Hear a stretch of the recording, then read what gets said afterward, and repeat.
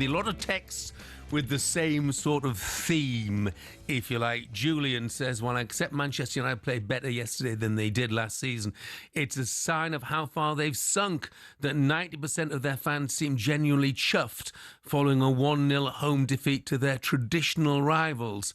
Phil in Liverpool has the same message, put even more briefly. "Love these Manchester United fans, beaten 1-0 at home, and they're made up." Okay, we've had a Manchester United perspective.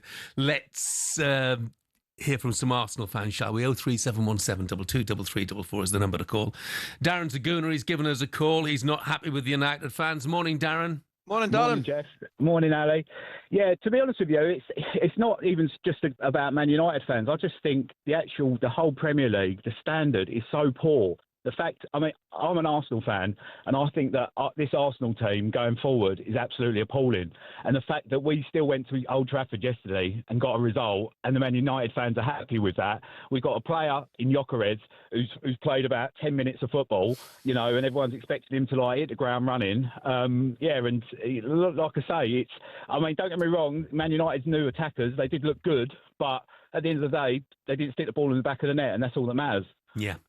And it's a ground where over the years you've struggled a bit as well, Darren, you know? So 3 points there and a clean sheet in the opening game.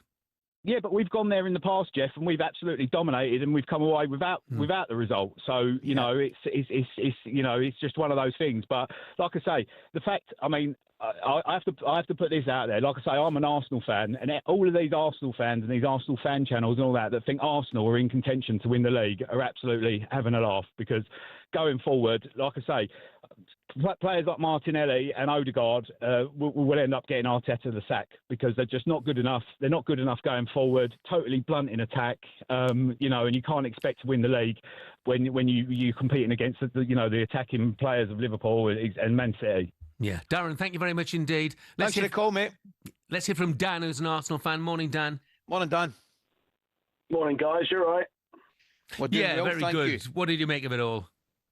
Well, basically, I'm not quite as negative as that last caller, but I would say this is going to be a very balanced view, because I'm not one of these AFTV guys that goes off on one, and I always give myself a few hours to mull it over. So basically, United fans need to be going away from Old Trafford and thinking to themselves, if we can't beat Arsenal when they play that badly, and we apparently have played like Brazil 1970, then they really are miles behind everyone else. Now, don't get me wrong, if we'd have been at Man City or Liverpool yesterday, we would have been absolutely torn to shreds, because that is one of the worst Arsenal performances I've seen for a very, very long time.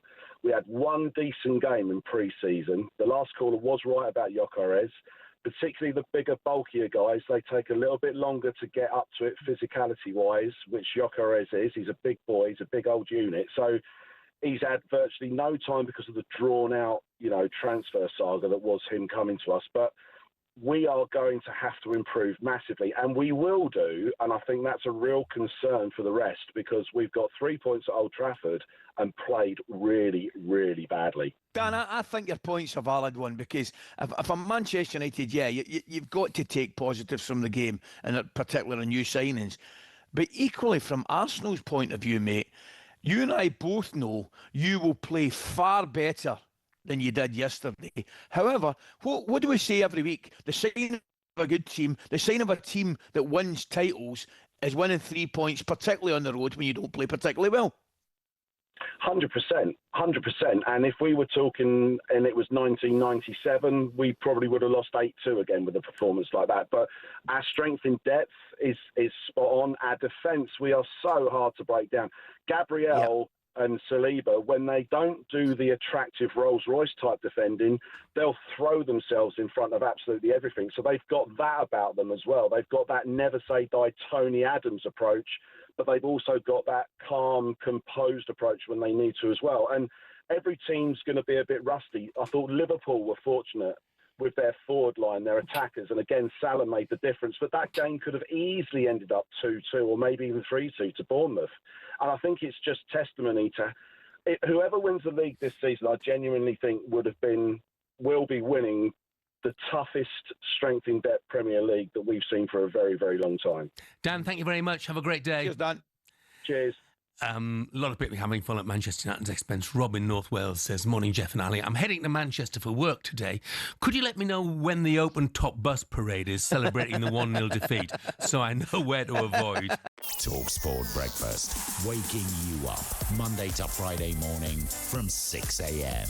on AM, on DAB, via the talkSPORT app and on your smart speaker.